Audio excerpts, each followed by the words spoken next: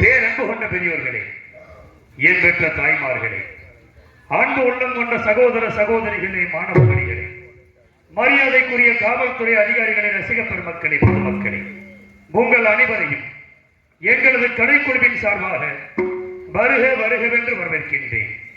இந்த நாடக கலையை வளர்த்த தவத்திரு சங்கரதாஸ் சுவாமிகள், சூடியூர் கனகசுவாமியவர்கள், நமச்சிவாயபுரம் NS வரதராசாய் அவர்களின் பாதம் தொட்டு வணங்கி, சிவகங்கை மாவட்டம் தஞ்சாவூர் NK முத்துச்சாமி ராஜநடிகரின் மகனாகிய சமயக்கருப்பு ஆகிய நான் மாமன்னர் ஹரிச்சந்திரன் பாத்திரம் தாங்கி உங்கள் அன்பையும் ஆசையும் பெற உங்கள் முன்னால் வருகிறேன்.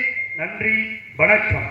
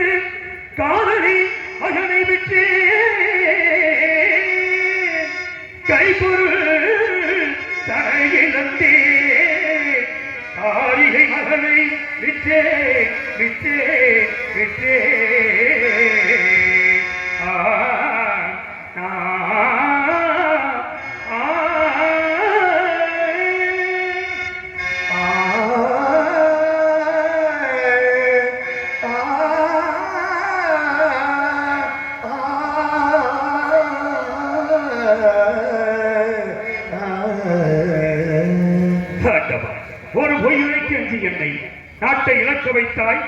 மனைவியும் மகனையும் விதை கூறி விற்க வைத்து என்னை இந்த நிலைமையிலே கொண்டு வந்து நிறுத்திவிட்டாய். இறைவா, பொய்யது முறைக்கஞ்சி, பொய்யது முறைக்கஞ்சி, பாவினான் புவிதனில் அடிமையானே, பையகமெல்லாம் காத்தனா,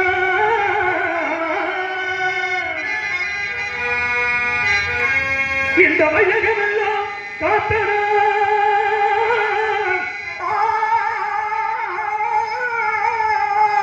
மயானத்தை காக்க போரே, காக்க போனே, வையகம் காத்தனா, காசி மயானம் காக்க புறப்பட்டே. தெய்வமே, தெய்வ தெய்வமே, தெய்வமே, தெய்வமே, அதிகமகா முனிவன் ஒருமையினான் சிவனே,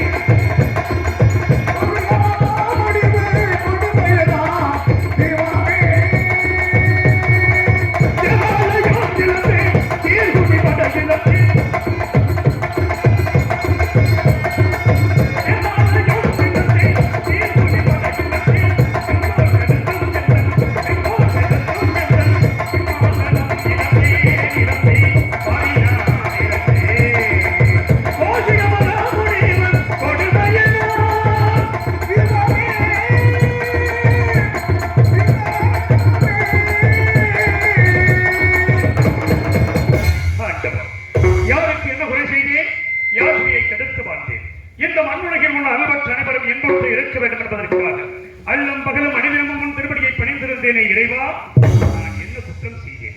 இல்லை என்று வந்தவர்களுக்கு அள்ளி கொடுத்தது குற்றம். நீதி தவறாது 56 தேசத்தையும் நெறிமுறையோடு ஆட்சி புரிந்தேனே ஆண்டவா, அதுதான் நான் செய்த குற்றமா இறைவா? நாடு நகரங்களை இழந்தேன், பெண்குலத்தின் திருவிழக்கான வந்தினியை பெறிந்தேன், வாசத்தால் ஈன்றெடுத்த மகனை பெற்றேன், நச்சிக்கு வைத்திருந்த நண்பனைத்தேன். நீதி தவறாத செங்கோலை இழந்து நிலை தடுமாறி நிற்கும் என் நிலைமை கண்டேன். உனது மனம் இறங்கவில்லையே இறைவா, கல்லாகிவிட்டாயா? உன் மனம்தான் கல்லாகிவிட்டாய்.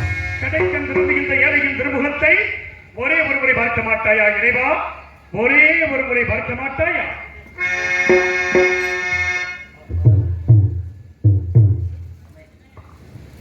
இங்கு அர்ச்சகராக வேடனாக நன்றபுரை சேர்ந்த சமயகற்பு அவர்களுக்கு விழாவிற்காக மாலை எடுத்து திரைப்படத்தினார்கள்.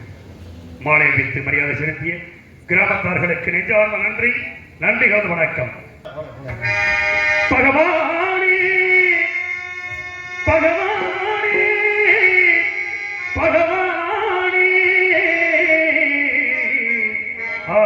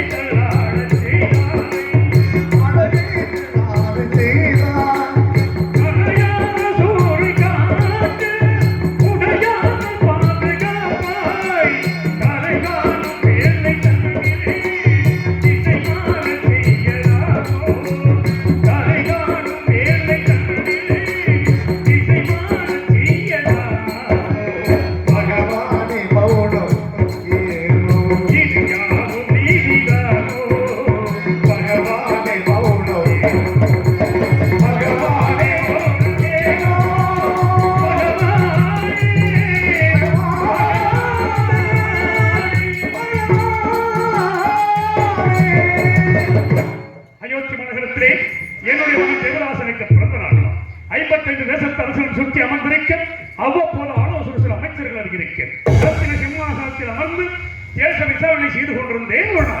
அப்பொழுது தவத்தில் சென்ற விஸ்வாமித்திர முனிவர் என் குலமண்டபத்திற்கு வந்திருப்பதாக காவலபுரம் அடைந்தேன். உடனே அன்னவரை எதிர்கொண்டு அழைத்து வந்து ஆசனத்தில் அமர்த்தினேன். சுவாமி, தாங்கள் என்னை நாடி வந்த காரணம் யாது சுவாமி என்றேன். ஹரிச்சந்திரா, உனக்காகவும் உன் நாட்டின் அழலுக்காகவும் யாரும் செய்ய போகிறேன். அதற்கு கொஞ்சம் திரவியம் வேண்டும். அதை உன்னிடத்தில் பெற்று புகை வந்தேன் என்று தெரிவித்தார். நாட்டு மக்களுடைய நலனை கருதினான். எவ்வளவு வேண்டுமோ கேளுங்கள், தருகிறேன் என்று கேட்டார் மணிவர்.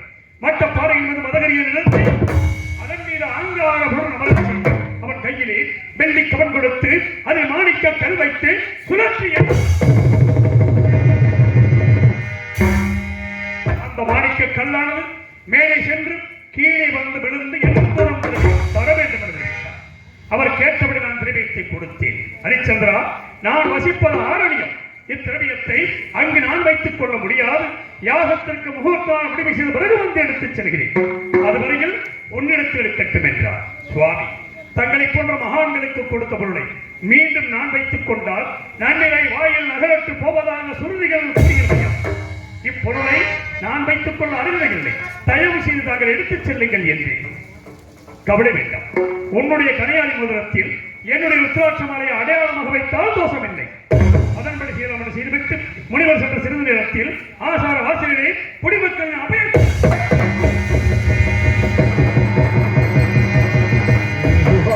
என்று பார்த்தேன்.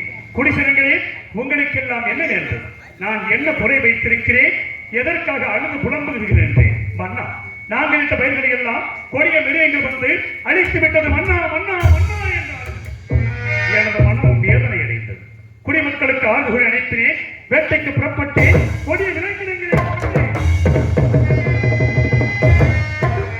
வேட்டையாடி வழக்கத்தான் திருக்குள கரையோரம் ஆலமரத்தின் அடியில் எனது பத்தினி சந்திரபதியின் மடியில் சிறிது நித்திரையில் இருந்தேன். அங்கே அடாத கனவு ஒன்று கண்டு திடுக்கிட்டு எழுந்து பார்த்தேன். 2 நகர மாதர்கள் முன் நின்றார்கள். மாதர்கள், தாங்கள் யார்? என்னை நாடி வந்த காரணம் என்னவென்று கேட்டேன். மன்னா, நாங்கள் வசிப்பது இமயகிரிச்சார். என் பெயர் சரஸ்வல்லி, இவள் பெயர் காமவல்லி. எங்களுக்கு பரவமும் சங்கீதமும் தெரியும். அதை தங்கள் சமூகத்தில் நடித்தும் படித்தும் காட்டி தக்க சன்மானம் பெற்று புகை வந்து கொண்டிருக்கிறார்கள். ஆடுங்கள், பாடுங்கள் என்றேன். ஆடினார்கள், பாடினார்கள். கண்ணுட்டே சந்தோஷமுட்டே வேண்டிய சன்மானத்தை கொடுத்தேன். பெற்றுக் கொள்ள மறுத்து என் திருமணிக்கு உதவக்கூடிய பூச்சக்கரக்குழே எனது வெற்றி மாலையையும் பரிசாக கேட்டார்கள். கொடுக்கக்கூடிய பொருளாக இருந்தால் தயங்காமல் கொடுத்து விடுவேன். இது விடுத்து பொன்பொருள் எவ்வளவு வேண்டுமோ கேளுங்கள், தருகிறேன் என்றேன். அப்படி என்றால் எங்கள் இருவரையும் நீங்கள் திருமணம் செய்து கொள்ள வேண்டும் என்றார். பெண்களே, நான் பிரதாரம் என்று பிரதாரம் வச்சிக்காதவன். தயவு செய்து இடத்தை விட்டு போய்விடுங்கள் என்று எவ்வளவோ அறிவுரைகளை எடுத்து கூறினேன். கேட்கவில்லை. காவலர்களை அழைத்தேன். அடித்து மாதர்கள் சென்ற சிறிய நேரத்தில் விஸ்வாமித்திர முனிவர் கடும் கோபத்தோடு வந்து என் திருமுடியை காலால் எட்டி உதைத்து மடிமுடி மண்ணிலே சாய்த்து விட்டது என்று கூட நான் கவலைப்படவில்லை. அதற்கு மாறாக எனது நெஞ்சம் இந்த திருமுடியிலே பதித்திருக்கின்ற நவரத்ன கற்கள் முனிவரின் பாதத்தை புண்படுத்தியதோ என்ற பாதத்தை சொன்னேன். சண்டா, நான் அனுப்பிய மாதர்களை ஏன் அடித்து துரத்தினார்? என் கோபம் தீர வேண்டும் என்றால் அந்த மாதர்கள் இருவரையும் நீ திருமணம் செய்து கொள்ள வேண்டும். அனைத்தும் உணர்ந்த தாங்களாய் இவ்வாறு கூறுவது, நான் திருமணம் முடித்தவன். எனக்கு ஒரு மகன் இருக்கிறான் சுவாமி. எல்லாவற்றையும் அறிந்த தாங்கள் அறியாதது போல் பேசுகிறீர்களே. வேண்டாம். அதற்கு மாறாக கண்ணை வேற்றியும் ஈகிதே காக்கின்ற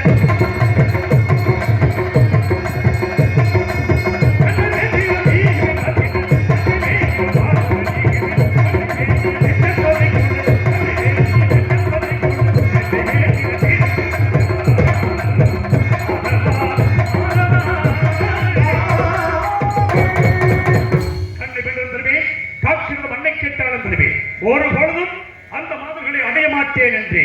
அப்படியா? உன் கண்கள் நினைத்ததற்காக நீ கூறியபடி இப்பொழுதே 56 நிமிஷத்தை எனக்கு தாரை பார்த்து கொடையும் ஒரு வார்த்தை ஓமானத்திற்காக சொன்னேன். இல்லை என்று சொன்னால் சொல் தவறியதாக போய்விடுமோ என்று கருதினான். அங்கு முனிவி தாராபதியை கெண்டியிலே ஜலம் கொண்டு வரச் செய்து முனிவருக்கு அபயமாக 56 நிமிஷத்தையும் தாரை பார்த்து கொடுத்தேன். சற்று நேரம் கழிக்கவில், ஹரிச்சந்திரா, நீ யாகத்திற்கு கொடுத்தாய் அல்லவா திரவியம், அதை இப்பொழுது கொடு என்றார். அந்த திரவியத்தை அரண்மனையிலே களஞ்சியத்தில் வைத்து பூட்டியவாறு வைக்கிறது, எடுத்துக் கொள்ளுங்கள் என்றேன். நீ நாடு நகரங்களை தாரை பார்க்கும் பொழுது பொருள் நீங்களாக தாரை பார்க்கவில்லை. இல்லை என்று சொல்லிவிட்டு போய்விடுகிறேன் என்றார். இல்லை என்று சொல்ல மாட்டான் இந்த ஹரிச்சந்திரன்.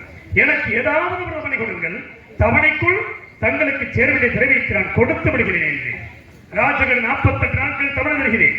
யாகத்திற்கு சேரவேண்டிய திரவியத்தை நட்சத்திரங்களை உன்னோடு அனுப்பி வைக்கிறேன், அவரிடத்தில் கொடுத்து விடுகின்றார். நான் சம்மதித்து இந்த நாட்டை விட்டு போவதற்காக ஒரு அடி எடுத்து வைத்து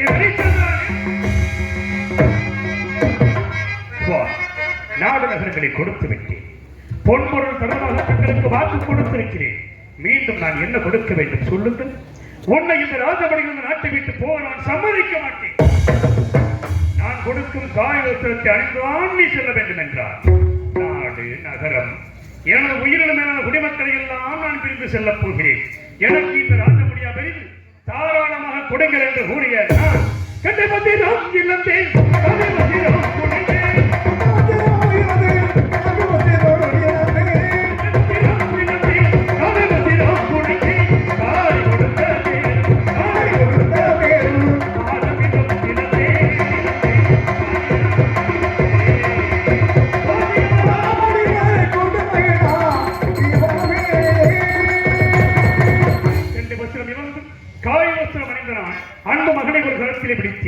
உயிரோடு உயிராகி உறவாடி ஒட்டி வாழ்ந்த மனைவியை மற்றொரு கரத்திலே பிடித்துக் கொண்டு காசிமா நகரத்தை நோக்கி நடந்து சென்றேன். எப்படி நடந்து சென்றேன் தெரியுமா? நடந்து வா மயிலே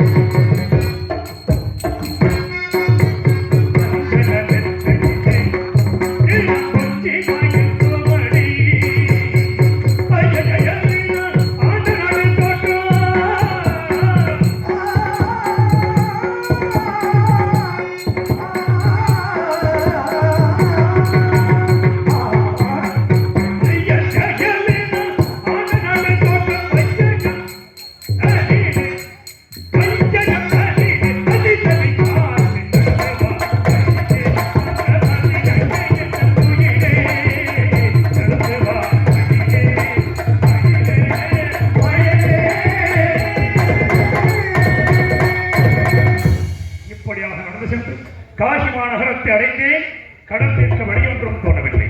பொழுது விடிந்தால் 48வது நாள் முனிவருக்கு சேர வேண்டிய பொருளை கொடுக்க வேண்டிய கடைசி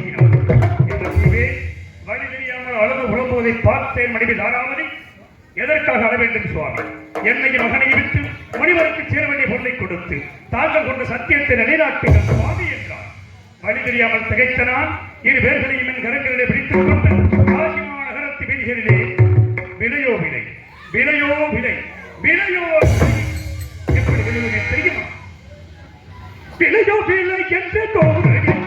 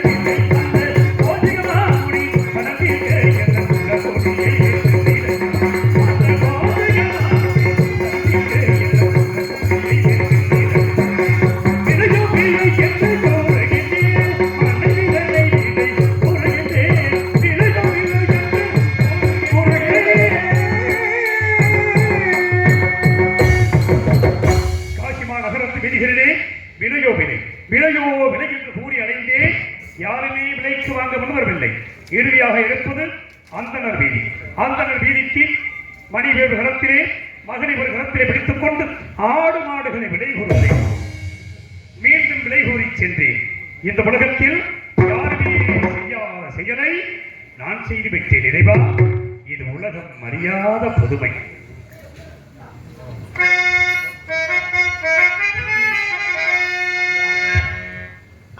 உலகம் அறியாத புதுமை கடலுக்கு விட்டது. உலகம் அறியாத புதுமை, இந்த உலகம் அறியாத புதுமை.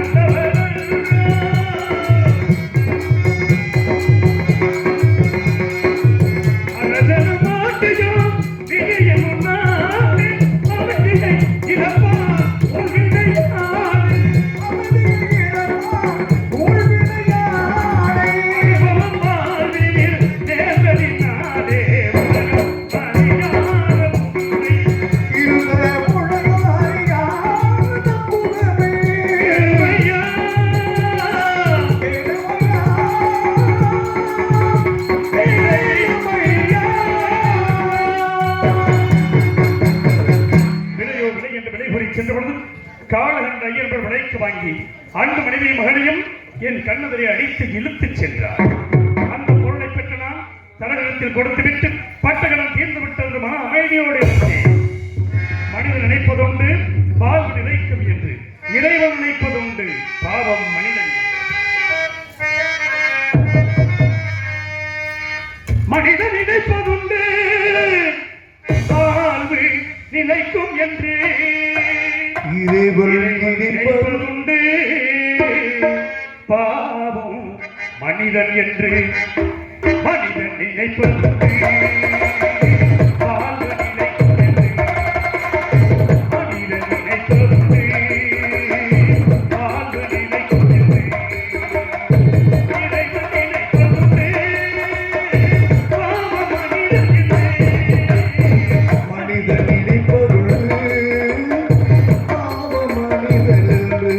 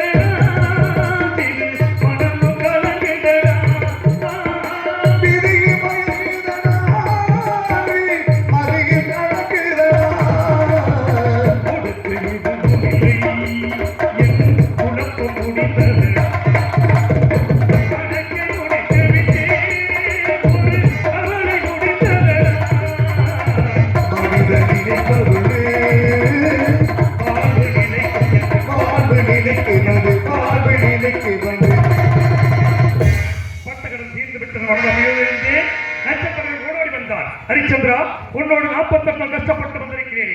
எனக்கு வந்திருப்போகிறாய் 16,000 கொடுத்தாடிய இல்லை என்ற அந்த பொருளை விடுதலைக்கு கொடுப்பதற்கு நான் வைத்துக் கொள்வேன் என்றார். சுவாமி, இனிமேல் என்னிடம் என்ன இருக்கிறது? எதை வைத்து தங்களுக்கு கொடுப்பேன் என்றேன். ஏன் இல்லை? நீ இருக்கிறாய் அல்லவா? உன்னையும் மகனையும் விட்டு முனிவருக்கு சேர்விட பொருளை கொடுக்கலாம் அல்லவா என்றார். ஆம் சுவாமி, என்னை நான் மறந்துவிட்டேன் என்று சொல்லி அன்பு மந்திரி சத்தியகிற்கு அழைத்தேன். என்னையும் இந்த காசி மாநகரத்து விதிகளே யாரிடமாவது விலை கூறி விட்டுவிடுங்கள் என்றேன். மனம் சூழ்ந்து விலை கூற முடியாத மந்திரியா மூர்ச்சியாய் கீழே சாய்ந்து விட்டார். இந்த பாவியாகிய நான் என்னை நானே விலை கூறி சென்று வீரவாக என்னும் ஈமக்காவலருக்கு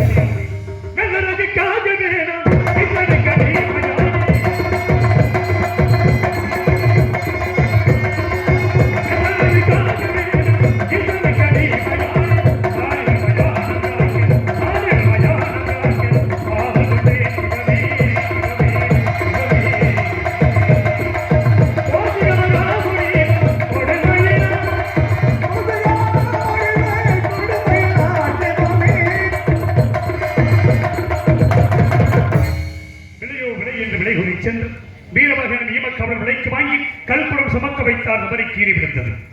இறந்த கன்றை அறுக்கச் செய்தார். அறுத்துக் கொண்டு கத்திலே கையிலே ரத்தம் குருவி வெளியே கண்டவர் கம்பால் அடித்தார். அடியனை காலால் மட்டும் உழைக்க வேண்டாம், கம்பால் அடியுங்கள் என்றேன். எதற்காக சொல்கிறாய் என்றார். தங்கள் பாதம் நோகமே சுவாமி என்றேன். என் மீது இரக்கம் கொண்டு ஹரிச்சந்திரா, உனக்கு இந்த வீட்டு வேலை சரிப்படாது. நான் காட்டுகிற மயானம் ஒன்று இருக்கிறது. வருகின்ற தினம் ஒன்றுக்கு கால்பணம் ஒரு மண துண்டு வாய்க்கரிசி ஒன்றும் வாங்கு. கால்பணம் துண்டை எனக்கு அனுப்பிவை, வாய்க்கரிசி மட்டும் கொண்டு புதுப்பிற்கு வைத்துக் கொள் என்றார். நாடாந்த மன்னன் நிலைமையை பார்த்தாயா? செங்கோல் ஏந்தி சிம்மாசனத்திலே வைத்திருந்து 56 தேசத்தையும் ஆட்சி புரிந்த நாள் இன்று இந்த பலன் பாடைக்கு அறுசுவை உணவு கொண்டு வாழ்ந்த என்னை மயானத்தில் பிணத்தின் மேல் போடப்படுகின்ற வாய்க்கரிசி கொண்டு வாழும் அளவுக்கு என்னை கொண்டு வந்து நிறுத்திவிட்டாயே இறைவா. எஜமானிட்ட கட்டளைப்படி மயானத்தை காக்க புறப்படுகிறேன் இறைவா. மயானத்தை காக்க புறப்படுகிறேன்.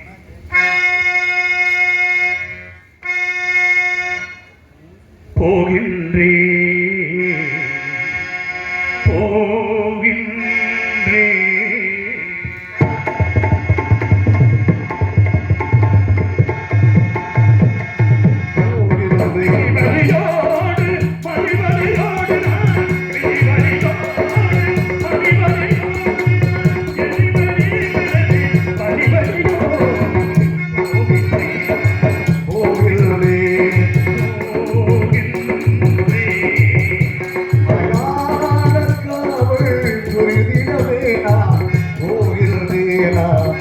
போகின்றே